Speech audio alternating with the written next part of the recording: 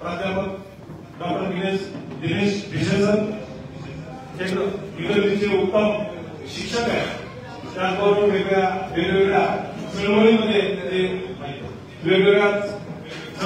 ते सक्रिय असतात आणि त्यांचं सर्वांना विनंती आहे की आपण ग्रंथ किंवा पुस्तक परिचयाला आरंभ करावा. हॅलो, धन्यवाद सर. स्वराज्याला दोन दोन छत्रपती देणाऱ्या राजमाता जिजाऊसाहेब, छत्रपती शिवाजी महाराज, जगद्गुरु तुकोबाराय, महात्मा गौतम बुद्ध आणि संपूर्ण देशाला दिशा देणारे सर्व महामानव यांना मी अभिवादन करतो. आज छत्रपती शंभूराजे यांची जयंती आपण या ठिकाणी साजरी करत आहोत. खरं तर बुधभूषणचा परिचय देणं 15-20 मिनिटांमध्ये सांगणं हे थोडं कठीण काम आहे, परंतु आजच्या या फास्ट जगामध्ये आपल्याला कुणालाच वेळ नाही.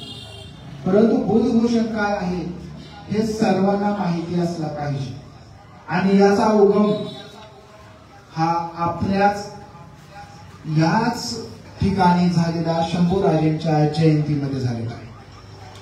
मागच्या वर्षी शंभूराजेंच्या जयंतीनिमित्त माझं व्याख्यान ठेवण्यात आलं होतं. रागिनी मॅडम होत्या, सगळेजण होते आणि त्यावेळेस मला प्रश्न विचारण्यात आला. ते सर आता इथे दिसत नाहीये. त्यांनी प्रश्न विचारला होता की तुम्ही सांगता की शंभूराजांनी बुधभूषण लिहिलं, 7 शतक लिहिलं, नायिका भेद लिहिला, कुठे आहे? आम्हाला साधं ते पुस्तक बघायला तरी मिळेल का? माझ्या लक्षात आलं की शंभू महाराजांच्या लढाया, शंभू महाराजांचे युद्ध सगळ्यांना माहिती, त्याची नीती सगळ्यांना माहिती आहे, पण त्याचं साहित्य त्यांना माहिती नाही. जगद्गुरु तुकोबाराय साहित्य परिषद विभागीय अध्यक्ष म्हणून काम करताना महाराजांचं साहित्य लोकांपर्यंत पोहोचलं पाहिजे ही निकड ही मला त्या दिवशी जाणवली आणि त्या दिवशी मी निर्णय घेतला की आपण काहीतरी यासाठी करायचं. आणि आपल्या अभिमानासाठी सांगतो की 1 जानेवारी 2025 पासून आपण बुधभूषणवर एक पॉडकास्ट करतो. हा बुधभूषण हा ग्रंथ आहे. आज ते सर असते तर त्या सरांना मला आवर्जून दाखवायचं हा बुधभूषण हा ग्रंथ आहे. त्यासोबतच हे नायिका भेद 7 शतक आणि विशेष बुधभूषण संस्कृत मध्ये आहे आणि हे जे ग्रंथ आहेत हे महाराजांचे ग्रंथ हिंदी आणि भोजपुरी भाषांमध्ये आहे. मग हा ग्रंथ आपल्यापर्यंत पोहोचवण्यासाठी आपण 1 जानेवारी 2025 पासून एक तुकोबा स्पीक्स नावाचा आपलं जे पॉडकास्ट आहे त्या पॉडकास्ट मध्ये एक स्पेशल बुधभूषणची सिरीज आहे आणि दर आठवड्याला आपण बुधभूषण मधील 2 श्लोक वाचून त्यांचा मराठी साध्या बहुजनांच्या मराठीमध्ये सांगण्याचा आणि त्याचा अर्थही आपल्यापर्यंत पोहोचवण्याचा प्रयत्न केलेला आहे. बुधभूषणवर अन्याय झालेला आहे. संभाजी राजांवर अन्याय झाला. आज सिनेमाच्या माध्यमातून वेगवेगळ्या कार्यक्रमांच्या माध्यमातून आपण संभाजी राजांवर प्रेम करणारी माणसे त्यांना न्याय देण्याचा प्रयत्न करत आहोत. जसा महाराजांवर अन्याय झाला तसा बुधभूषणवर सुद्धा अन्याय झाला. HD वेलणकर यांनी या पुस्तकाचं संपादन केलेलं आहे आणि त्यांनी जमा करताना सांगितलं की हे संभाजी राजांचं आहे असं वाटतंय, पण ते संभाजी राजांचंच आहे का नाही हे सांगता येत नाही, कारण त्याचा पुरावा उपलब्ध नाही. पुरावा तर 12व्या शतकापासून उपलब्ध असलेल्या कितीतरी ग्रंथांचा नाही, परंतु लॉजिक नावाची एक गोष्ट असते. तर्काच्या आधारे आपण हे मांडू शकतो की याच्या लेखाचे कर्ते कोण आहे. आणि आज जे मी 5 श्लोक घेणार आहे त्या 5 श्लोकांमध्ये पहिले 3 श्लोक आपल्यासमोर सिद्ध करून दाखवतील हा ग्रंथ संभाजी महाराजांचाच आहे. हा पहिला अन्याय हा बुधभूषणवर झाला. दुसरा अन्याय की यावरची जी यामध्ये जी संस्कृत भाषा दिलेली आहे त्या संस्कृत भाषेमध्ये लिहिलेला आहे ही संस्कृत भाषा शुद्ध नाही. भाषा कधीच कोणतीच कुठल्याच पातळीला शुद्ध नसते. ती कायम उत्क्रांत होत असते, दिशामध्ये बदल होत असते. मराठी असेल, हिंदी असेल, भोजपुरी असेल, इंग्रजी असेल. जुने जे शेक्सपियरचे ड्रामा आपण पाहिला, ऑथेलो आपण पाहिला, झुलाइट पाहिला, मॅकबेथ पाहिला, तुम्हाला अनेक शब्दांचे वेगळे शब्द, जसे यू आहे, यूला तिथं दाऊ असं लिहिलेलं. मग ती भाषा अशुद्ध म्हणायची का? हा का अन्याय आहे? हा अन्याय असण्याचं कारण आहे की आपण वाचत नाही, आपण ते लिहित नाही, आपण ते समजून घेत नाही. आपण वाचावं, आपण समजून घ्यावं, आपण लिहावं, हाच आमचा उद्देश आहे. आणि मग महाराजांच्या संस्कृतीला हेटाळणी केली गेली. काय म्हटलं गेलं की ही संस्कृत ही शुद्ध संस्कृत नाही, ही मराठा संस्कृत आहे, बहुजनांची संस्कृत आहे, ही अभिजनाची संस्कृत नाही. असू द्या, भाषेचा फॉर्म कुठला आहे तो महत्वाचा नाही, तर भाषेमध्ये जे ज्ञान दिलेलं आहे ते ज्ञान महत्वाचं आहे आणि अतिशय उच्च प्रतीचं ज्ञान आहे. जोपर्यंत मी हे वाचलं नव्हतं तोपर्यंत मला याविषयी आकर्षण नव्हतं. मी जवळपास 5 वेळा वाचले पुस्तक आणि 5व्यांदा वाचताना मला हे 60 ते 70% समजले. अजूनही मला 100% समजले नाही, परंतु माझा प्रयत्न आहे पुन्हा पुन्हा वाचून आणि आपल्यापर्यंत पोहोचवण्याच्या माध्यमातून किमान मी तरी हे पुस्तक ऐकून समजून घेईन. आपल्या आणखी एक उदाहरण देतो की ज्यांच्या भाषेवर अन्याय केला गेला त्या म्हणजे सावित्रीबाई फुले. सावित्रीबाई फुलेंनी पहिला ग्रंथ लिहिला आणि त्या ग्रंथाचं प्रकाशन करण्यासाठी विनंती करण्याचे शासकीय प्रकाशन केलं जायचं तेव्हा त्यांच्या ग्रंथालाही सांगितलं की हा ग्रंथ शुद्ध नाही, यामध्ये जो फॉर्म आहे, जे मीटर आहे, मीटर या ठिकाणी फॉलो केलेला नाही. पण सावित्रीबाईंचा ग्रंथ थांबला का? नाही. त्यांना विरोध करणारे थांबले का? अर्थातच त्यांचं नावही आता कुठेही इतिहासामध्ये उपलब्ध नाही. सावित्रीबाईची जयंती सुद्धा शंभूराजांप्रमाणे साजरी केली जाते. कर्मवीर भाऊराव पाटलांचा हा विषय आहे. मी एवढं सांगतो की पुस्तक परिचयामध्ये हे सांगण्याचं औचित्य आहे का? जर औचित्य नसलं तरी मला सांगणं भाग आहे, कारण हे आपल्यापर्यंत जाणं आवश्यक आहे. जर हे आपल्यापर्यंत गेलं नाही तर आपल्याला बुधभूषण कळणार नाही. बुधभूषण हा ग्रंथ नाही, बुधभूषण ही एक क्रांती आहे.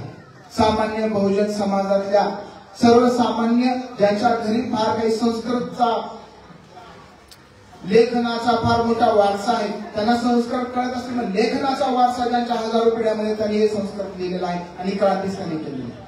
आणि ही क्रांती आपल्यापर्यंत पोहोचणं हा बुधभूषणचा आपला उद्देश आहे. त्या बुधभूषण मध्ये जवळजवळ 750 श्लोक आहेत. 750. त्यामध्ये काही श्लोक हे संभाजी राजे ज्यांना आदर्श मानत होते अशा व्यक्तींचे, शारंगर पंडिताचे आणि स्वतः संभाजी राजेच्या पंथाला फॉलो करायचं, त्या पंथाचं नाव होतं शाक्त पंथ. शाक्त पंथ म्हणजे जो की शक्तीची उपासना करतो. त्यांच्या मते की जीवनाची साध्यता ही आपण जर शक्तीची, बलाची उपासना केली तर होऊ शकते. ते शारीरिक बल असेल, मानसिक बल असेल, भावनिक बल असेल, राजकीय बल असेल. त्यामुळे बलाची उपासना केली पाहिजे आणि बलवानालाच जीवन असतं, निर्बलांना मात्र नेहमी दुसऱ्यांकडे आश्रित म्हणून राहावं लागतं. त्या अर्थाचे श्लोक हे आपण यापुढे पाहणार. तर वेळेच्या अभावानं आपण या बुधभूषणची एवढी थोडक्यात परिचय करून घेऊया आणि त्यानंतर माझी आपल्याला विनंती आहे की जेव्हा मी बुधभूषणचे श्लोक वाचेन, मला पाठ नाहीये आणि शक्यही नाही कुणालाही एवढे सगळे श्लोक पाठ करणं आणि पाठांतर हा उद्देशच नाही. पाठ करून डोक्यात नुसते शब्द बसवण्यापेक्षा त्याचा अर्थ जर डोक्यात बसला तर तो कसा असतो, जास्त मौल्यवान. त्यामुळे आज आपण जे 5 श्लोक पाहणार आहोत तर पहिले 3 श्लोक महाराजांचा, हे 5ही श्लोक आपण पहिल्याच अध्यायातले पाहणार आहोत. थोडासा परिचय देतो. यामध्ये 3 अध्याय आहेत. पहिल्या अध्यायामध्ये देवता वंदन आहे, स्वकुल वर्णन आहे. स्वकुल वर्णनामध्ये मी कोण, माझे वडील कोण, माझे आजोबा कोण, ज्या लेखकानं, ज्या कवीनं स्वतः मी कोण, माझे वडील कोण, माझे आजोबा कोण हे स्वतः लिहिलेलं आहे. त्यांनी अजून काय सिद्ध करायचं की मी जर हा ग्रंथ लिहिला, वाटतंय का काही आवश्यकता? अर्थातच नाही. त्यामुळेच आपण हे 3 श्लोक घेणार आहोत. पहिल्या श्लोकामध्ये छत्रपती शिवाजी महाराज त्याचा वारसा, ज्यांना वारसा मिळाला अशा शहाजी राजांचा पहिला श्लोक आहे. दुसरा श्लोक आपण पाहणार आहोत तो शिवाजी महाराजांचा पाहणार. तिसरा श्लोक म्हणजे बुधभूषण, त्याचा काय अर्थ आहे तो हा सांगणारा पाहणार आहोत. आणि शेवटचे 2 श्लोक आपण अथ चंद्रस्य अथ सूर्यस्य म्हणजे सूर्याला उद्देशून आणि चंद्राला उद्देशून हे आपण 5 श्लोक पाहणार आहोत. तर एवढ्या थोडक्या आउटलाईन नंतर आपण हे 5 श्लोक समजून घेऊया आणि आपल्याला जसं जमेल तसं माझी विनंती आहे की आपण माझ्या मागे श्लोक म्हणा. चालेल?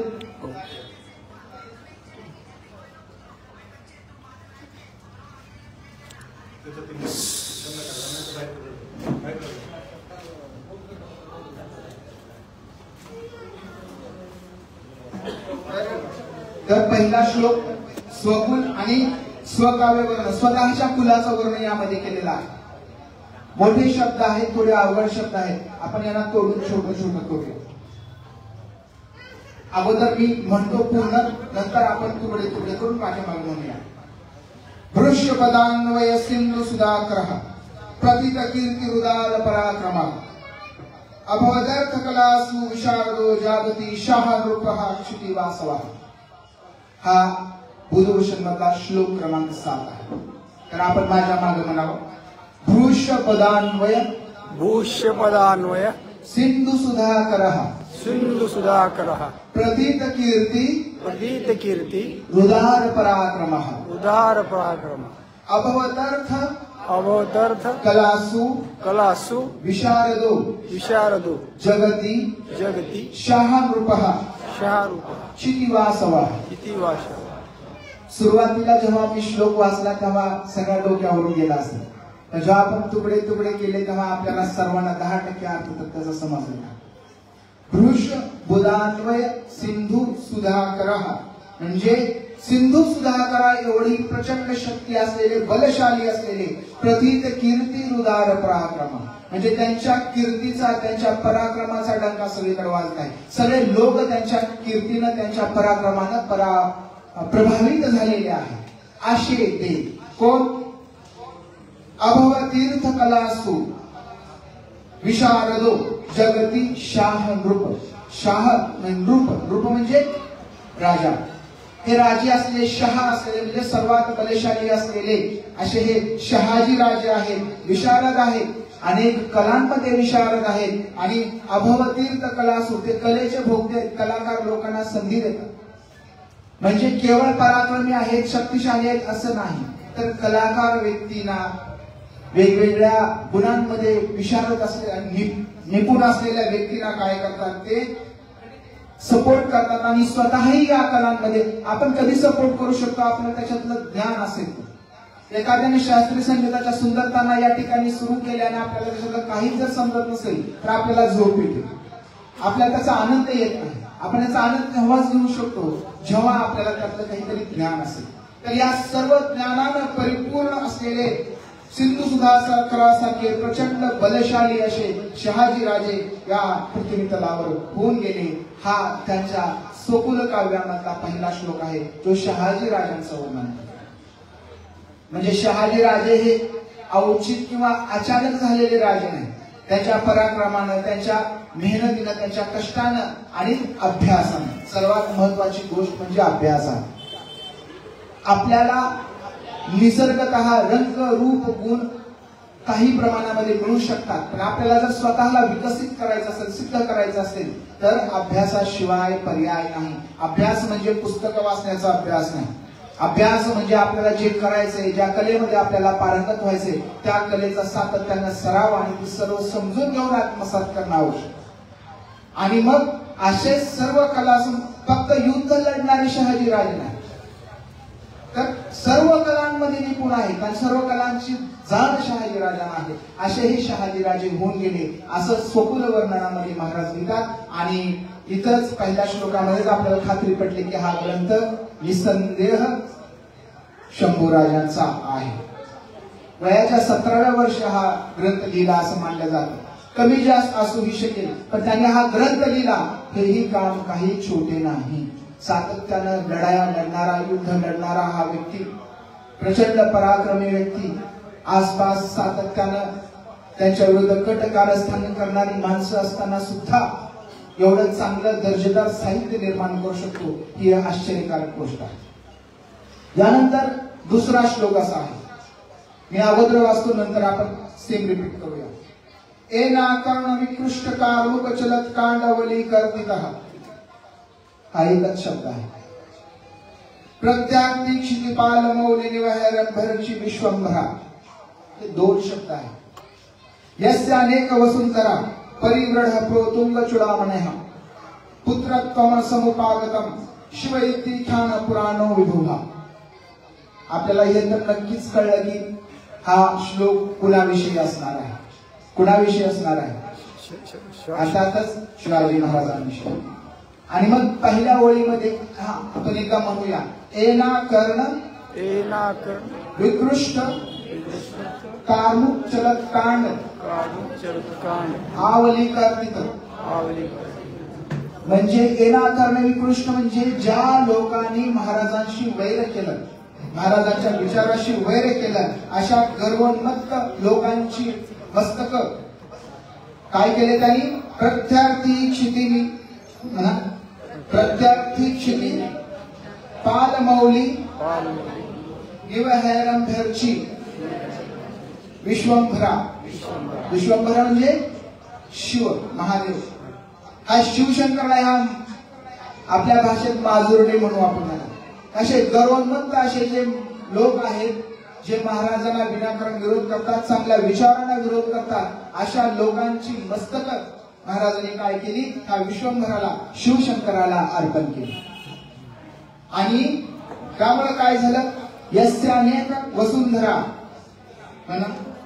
अनेक वसुंधरा परिब्रढ प्रोतुंग चुडामणे पुत्रत्व समुपालक शिव इति ख्यात पुराणो विभुः. आणि मग असे हे महाशूर असलेले जे शिवाजी महाराज आहे, ज्यांना शहाजी राजाचा वारसा लाभलेला आहे, आणि मग हे कुणासारखे शोभून दिसतात? तर शिवासारखे. कारण शिवानेही काय केलेलं आहे? शिव म्हणजे महादेव. शिवशंकरानेही काय केलेलं आहे? की गर्वोन्मत्त झालेले जे काही लोक आहेत त्या लोकांना आपल्या त्रिशूळाने त्यांचा विनाश करून सत्याचा न्यायाची त्यांनी काय केली होती? प्रतिस्थापना केली होती. अशा पद्धतीनं आपल्या वडिलांचा पराक्रम त्यांनी या श्लोकामध्ये दिलेला आहे. आणखीन एक श्लोक आहे जो शिवाजी महाराजांचं वर्णन करणारा आहे, परंतु खूप ठिकाणी बुधभूषण म्हटलं की हा जो तिसरा श्लोक आहे हाच सर्व ठिकाणी सांगितला त्याच्यामध्ये त्यांनी असं लिहिले, असं लिहिले, असं कलिकाल भुजंगमावलीला आपण ऐकलं असेल. त्यामुळं जाणीवपूर्वक हा श्लोक टाळायला. त्यानंतरचा तिसरा श्लोक आहे. हा श्लोक असा आहे. एन क्षोणीकले कलाविकले बुद्धावतारम गतम गोपाले खील वर्ण धर्मनिचय म्लेच्छे समासादिते भूयस्तत् परिपालनाय सकलं जित्वा सुरद्वेषिणः स्वे स्वे वर्णपथे चिरेण विहिता विप्रादि वर्णाक्रमात्. थोडासा मागच्या दोन श्लोकापेक्षा थोडासा अवघड आहे, परंतु हा श्लोक वाचल्याशिवाय आपल्याला बुधभूषण काय आहे हे समजणार नाही. बऱ्याचदा आपण बुधभूषणचा उल्लेख बुद्धभूषण असाही करतो. त्यामुळं हा श्लोक वाचला की आपण काय उच्चार करावा हे आपल्या लक्षात येईल. त्यांनी काय लिहिले पहिल्या ओळीमध्ये? म्हणा माझ्या मागं. एन क्षोणीकले कलाविकले बुद्धावतारम गतम. कलाविकले म्हणजे कलियुग आल्यानंतर, ह्या कलियुगाचा अंत झाल्यानंतर ईश्वरानं काय केला? बुद्धाच्या रूपानं काय केला? या पृथ्वी तलावर अवतार घेतला. आणि मग जी अमानवतावादी लोक होते, ह्या अमानवतावादी या लोकांचा काय केला? बुद्धाने विनाश केला आणि माणुसकीची काय केली? प्रस्थापना केली. हा विनाश हा युद्धाने केला नाही. बुद्ध आजही चक्रवर्ती आहे. अजून 10 देशामध्ये त्यांचा विचार हा स्वीकारलेला आहे, परंतु हा बिना युद्धानं झालेला चक्रवर्ती सम्राट हा एकमेव आहे. त्यामुळे महाराजांनी इथं लिहिलेलं आहे की बुद्धांनी कलीच्या आपल्याला कलियुग, व्यापार युग ह्या कल्पना माहिती आहे, संकल्पना माहिती आहे. त्यातला आधुनिक युग म्हणजे कलियुग. ह्या कलियुगाच्या अंताला, या कलियुगाच्या शेवटाला बुद्धांनी काय केला? या पृथ्वी तलावर अवतार घेतला आणि अमानवी लोकांचं निर्दालन केलं आणि मानवतेची काय केली? प्रस्थापना केली. आता पुढची ओळ तर खूप छान आहे. गोपाले खिलवर्ण धर्मनिचये म्लेच्छे समासादिते. समासादिते. गोपाले, गोपाल म्हणजे श्रीकृष्ण. श्रीकृष्णानं सुद्धा काय केलंय? जे वर्णवादी होते किंवा जे दुष्ट होते त्या दुष्टाचं निर्दालन केलंय. आणि आज जे म्लेच्छ आहेत, म्लेच्छ म्हणजे आपल्या पाशवी शक्तीच्या सहाय्यानं धर्मामध्ये ढवळाढवळ करणारे किंवा धर्माच्या विरोधामध्ये काम करणारे म्लेच्छ म्हणजे साधारणपणे जे अरबी लोक आहेत, जे की आपल्या देशातले लोक त्यांना आज परक मानतात किंवा बाहेर देशातून आले असं म्हणतात, तर त्या लोकांनी जो आतंक या ठिकाणी माजवलेला आहे, त्या ठिकाणी त्या धर्माला विरोध महाराजांचा आहे असं नाही. म्लेच्छ म्हणजे साधारणपणे अरबातून आलेले मुस्लिम राज्यकर्ते जे की हा देश अनेक वेळा लुटून गेले. त्यांचा उल्लेख म्लेच्छ असा केला जातो, पण म्लेच्छ म्हणजे इस्लाम असा अर्थ नाही. तर हे जे लुटालूट करणारे हे जे लोक आहेत, ह्या लोकांना भूयस्थ परिपालनाय भूयस्थ परिपालनाय सकलं जित्वा सूरद्वेषिण. आणि हे लोक जे सूर लोकांचा म्हणजे सज्जन लोकांचा द्वेष करतात, ह्या सूरद्वेष करणाऱ्या सकल लोकांचं काय केलं? त्यांनी परिपालन केलं. कोणी केलं परिपालन? छत्रपती संभाजीराव शिवाजी महाराजांनी. आणि मग स्वे स्वे वर्णपथे चिरेण विहिता विप्रविद क्रमांक. म्हणजे हळूहळू हे जे चुकीच्या मार्गाने गेलेले लोक आहेत, विचित्र वागणारे ह्या लोकांना महाराजांनी काय केलं? वठणीवर आणलं आणि त्यांना काय केलं? योग्य मार्गानं आणलं. म्हणजेच हे जे बुद्धाचं काम आहे, अमानवी लोकांना परास्त करून मानवतेची प्रस्थापना करायचं, हेच काम शिवाजी महाराजांनी सुद्धा केलेलं आहे. आणि पर्यायानं पुढे एक श्लोक आहे ज्याच्यामध्ये महाराज त्यांना चक्क बुद्धासारखा चक्रवर्ती सम्राट म्हणतात. बुद्धाचं उदाहरण देऊन सांगतात की बुद्ध ज्याप्रमाणे चक्रवर्ती सम्राट आहे, तसं संपूर्ण विश्वावर राज्य करणारे हे छत्रपती शिवाजी महाराज आहेत. जेव्हा भरपूर वेळ असेल तेव्हा आपण त्या श्लोकांचाही आपण चर्चा करूया. यानंतर आपण आता फक्त 2 श्लोक पाहणार आहोत. एक श्लोक आहे ते म्हणजे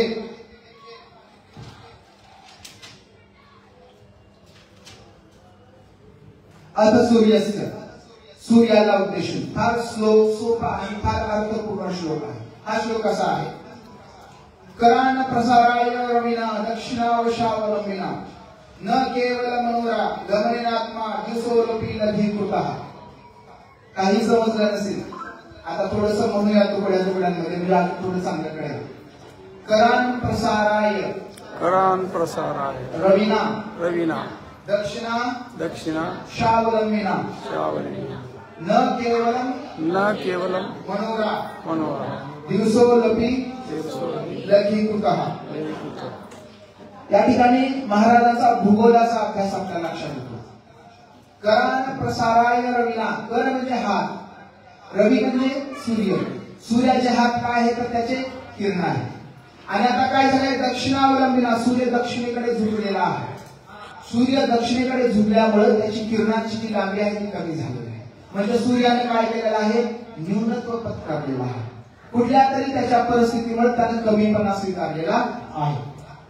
आणि हात पसरलेला आहे, कारण कमीपणा, नम्रता, झुकणे. मी जे म्हणलं शाक्त पंथ, या ठिकाणी महाराजांचा शाक्त पंथ उठून दिसतो. सूर्यासारखा परम तेजस्वी, सर्व जगाला सर्व विश्वाला ऊर्जा देणारा हा सूर्य जेव्हा दक्षिणेकडे गेला, झुकला, त्याची किरण ही अजून जास्त तीव्र झाली. त्यामुळे काय झालं? न केवल मनोरा दिवसोलपी लघी, केवळ दिवस छोटा झाला आहे असं नाही, कृतः, तर तो स्वतः सुद्धा काय झाला? छोटा झाला. म्हणजे जेव्हा आपण एखाद्या झुकून काहीतरी मागतो किंवा कुठल्या तरी गोष्टीची अपेक्षा करतो, तेव्हा साहजिकच आपण कशी होत असतो?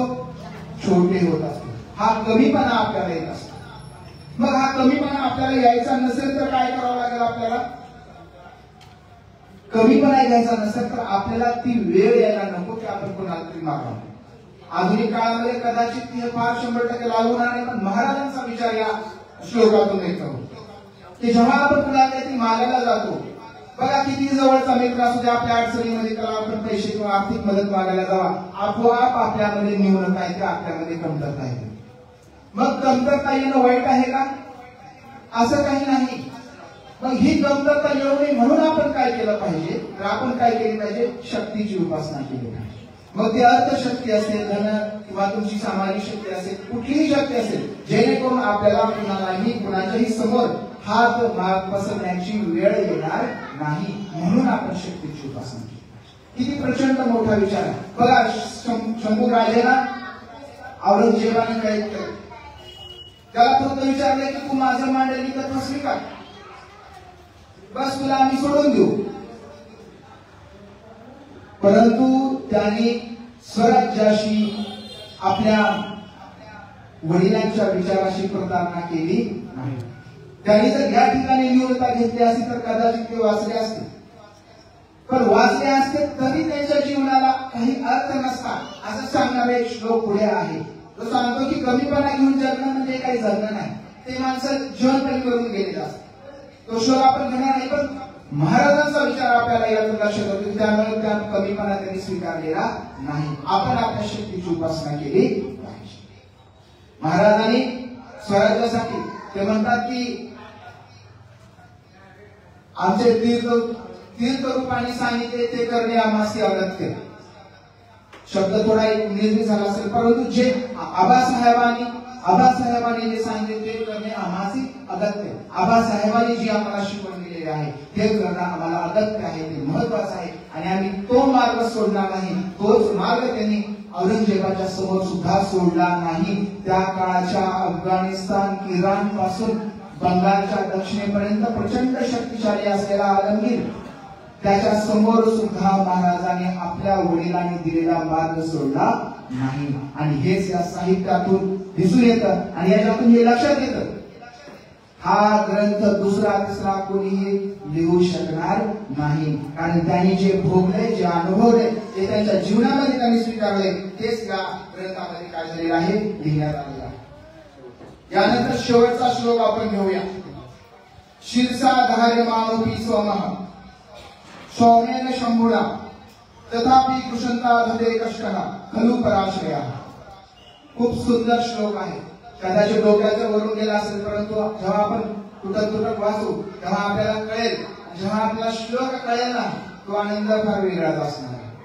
तर म्हणा माझ्या मागं, शिरसा धार्य मानोहि सोमः सौम्येन शंभुना तथापि कृशंता हृदय कष्टः खलु पराश्रयः. शिरसा म्हणजे शिरावर धारण केलेला आहे. धार्य मानोपी शिरावर धारण केलेला आहे. मानोपी सोमः सौम्येन शंभुना, शंभू राजाने त्याला शिरावर धारण केलेला आहे. कोणाला धारण केलेला आहे शिरावर? शंभू राजाने चंद्राला धारण केलेला आहे. हा अतिशय शीतल, सर्वांना आनंद देणारा, हा सुंदर सोयवळ हा चंद्र आहे. आणि मग काय झालेला आहे, शंभूराजेंच्या मस्तकाला धारण केल्यामुळे त्याची ताकद, त्याची क्षमता प्रचंड वाढलेली आहे. सगळे लोक शंभूराजांना दर्शन करताना चंद्राचं सुद्धा काय करतात, दर्शन करतात. सगळेजण शंभूराजांचं कौतुक करताना चंद्राचं कौतुक करतात. किंबहुना महादेवाचं नाव सुद्धा भालचंद्र आहे. वेदाने भायावर काय केलेलं आहे, चंद्र धारण केलेला आहे. म्हणजे एवढी मोठी महानता काय झालेली आहे, चंद्राला प्राप्त झालेली आहे. इंग्रजीमध्ये असो तेवढ्या खोलात नाही जायचं, तर दुसऱ्या ओळीमध्ये याच्या काय परिणाम झाले चंद्रावर हे महाराजांनी सांगितले. तथापि कुशलतः दत्ते कष्ट खलु पराश्रया. तर जरी चंद्राने शिवाच्या मस्तकावर स्थान धारण केलं, कौतुक त्याचं करून घेतलं, त्याला मोठेपणा मिळाला, परंतु शेवटपर्यंतही चंद्राच्या त्याची जी मर्यादा आहे त्या मर्यादेच्या पुढे त्याचा विकास झाला नाही. दर 15 दिवसाला त्याला छोटं व्हावं लागतं, पुन्हा मोठं व्हावं. म्हणजे जेव्हा तुम्ही एखाद्याचा आश्रित होता, भलेही ते तुम्ही ईश्वराचे आश्रित असाल, तेव्हा तुमचा स्वतःचा वैयक्तिक विकास होत नाही.